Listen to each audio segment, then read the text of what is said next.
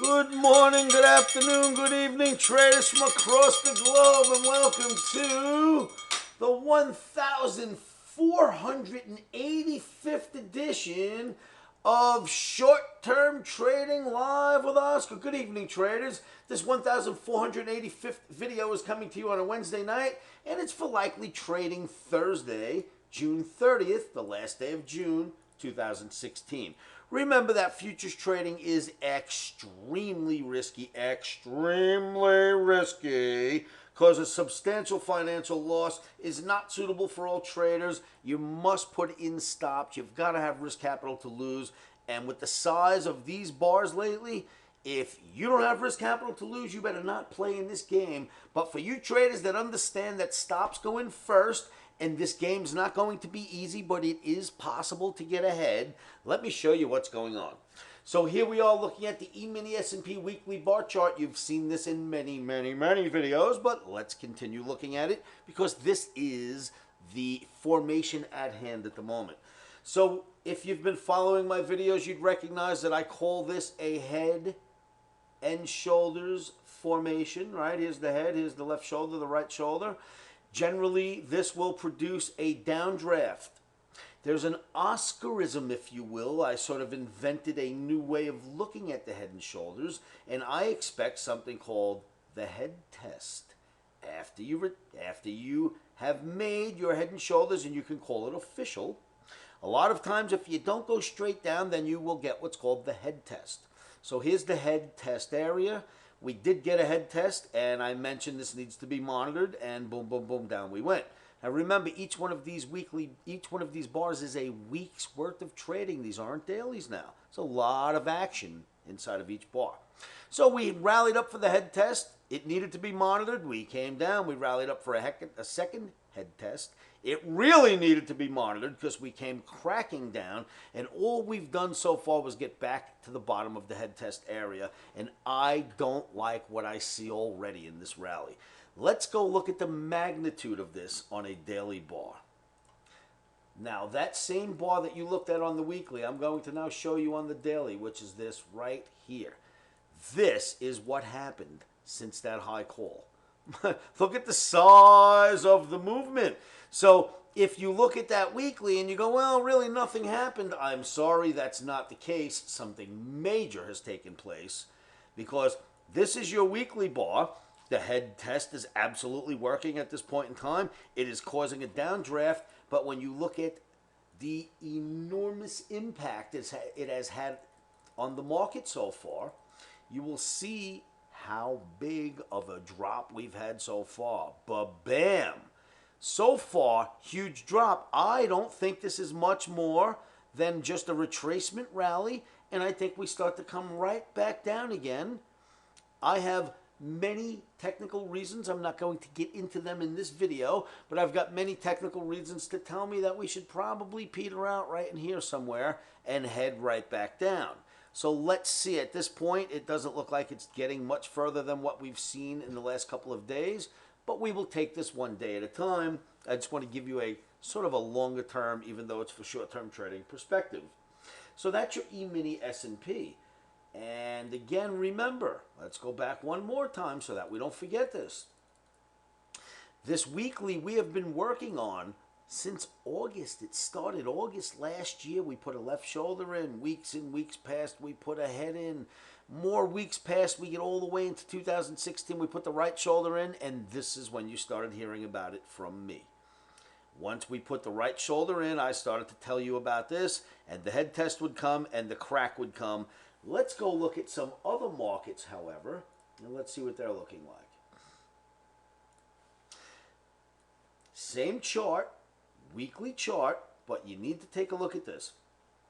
If what we just seen in the S&P was the result of the head and shoulders, and that's all we're going to get, then there's no need to worry about the July effect. Well, the July effect is something that in 2010, N stands for July. If you're a trader, you would understand that.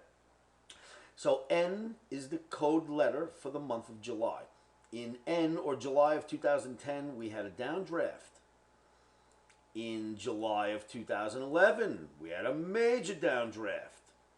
In September, now the U stands for September. So it got past July, August into September, and then we had a crack. So yes, this one didn't work because we didn't go in July, we went in September, but there was still a crack in the summertime. So 2010 in July, crack. 2011 in July, crack. Skips over July and goes out to September for 2012. But right back into the pattern. 2013, July, crack. 2014, a July crack. 2015, a major pullback. 2016, July starts in 2 days. We're not in July yet.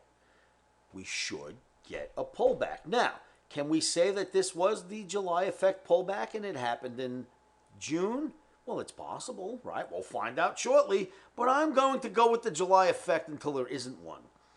So we still have the July effect as well as the head and shoulders. So we're not out of the woods by any means. Just want to show you these charts so that you can see these things for yourselves. Let's go look at another chart now. And this chart would be your Nasdaq chart. Nasdaq weekly bar chart. Like the S&P, but much more defined. Left shoulder, head, right shoulder, just gets to the bottom of the head test area, never even gets in there and fails miserably. Point A. Cracks down, rallies back up, second crack at it. So we'll call it 2 instead of A and B because I don't count Elliott waves. So 1, down, 2, doesn't even get near that green line and we start to crack. Another thing that you might want to take note to is that we are now below OTAPMA, the Omni Trading Academy's proprietary moving average. And another thing on this chart you might want to look at. Look back at this long-term parallel channel. Goes back to 2008. Now let me squeeze some time in on this chart. This channel goes back to 2008 before we start cracking it again. And let's see. Let's just go back a little further. Can we get down there? Whoa, let me see if I can show this to you. It goes all the way back. All right, so you can't even see the bottom, but this goes to 2008 low. And then it just cuts through a few bars and comes all the way to today. This right here, let me give it a different color so that you will see it. This goes all the way back to 2008. We usually stay above it. We're starting to hit it hard like here. And then rally up and hit it hard again. So just keep all of these things in mind. I'm not saying that we have to top out here. By no means do I tell a market where it has to go. But I have some evidence that tells us we need a very big rally in order to get out of trouble at this point. So these are your indices. Then I've got an interesting little chart that may turn around for us. Let's look at this guy, number 8. Here's your euro. Euro rallied up last few days, but if you ask me, all it's done is create this bear flag right here, which brings it just about to the 200 ball moving average from below. Gets up to the 200. I don't know about that. I think we need to be selling this euro.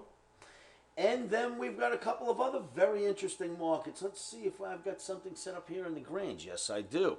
Traders, look at this channel in the wheat. It's been going down for so long now, and it just continues to go lower. But this channel has great significance. You see how we're under the channel now? We've broken that channel. Let's go and take this out to a weekly. Let me show you what this channel is. It starts at the highest highs of wheat, and we stay in check inside of this channel like crazy. We stay in check in this thing, right? Stays in check, stays inside the channel, stays in check, stays inside the channel.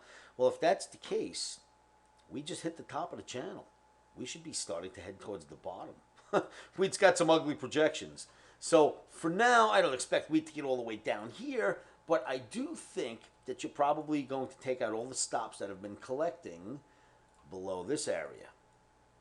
And now we'll start taking out these stops, and we will move on down towards this target down here, but I don't think we'll get straight to it. But let me tell you right now, this wheat does not look very good. Then you've got something completely opposite of the wheat as far as the look is concerned. And let's go look at this one. Has anyone paid any attention to sugar lately?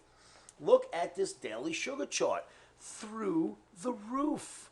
and it's got a lot of room on the upside. Sugar looks fantastic. You've got to buy pullbacks. You can't just run out and buy it. The sugar's looking fantastic. You've seen the wheat. You looked at the euro. There are great opportunities all over these charts. If you would like to learn how to read these charts the way I'm showing you, come on down to livewithoscar.com. Meet me in my free trading room, and I'll be glad to help you understand these charts and these markets the way I do.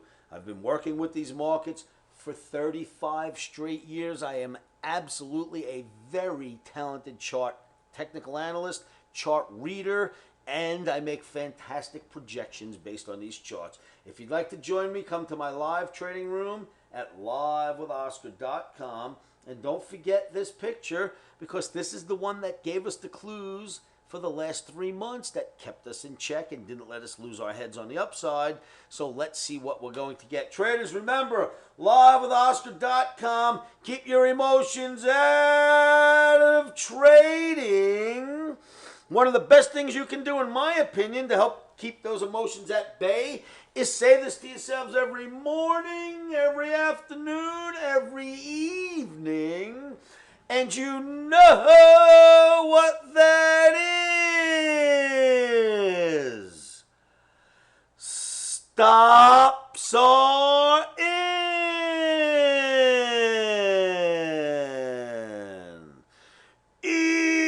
Emotions are out. Rock and roll traders, keep it simple, and I'll see you all at livewithoscar.com.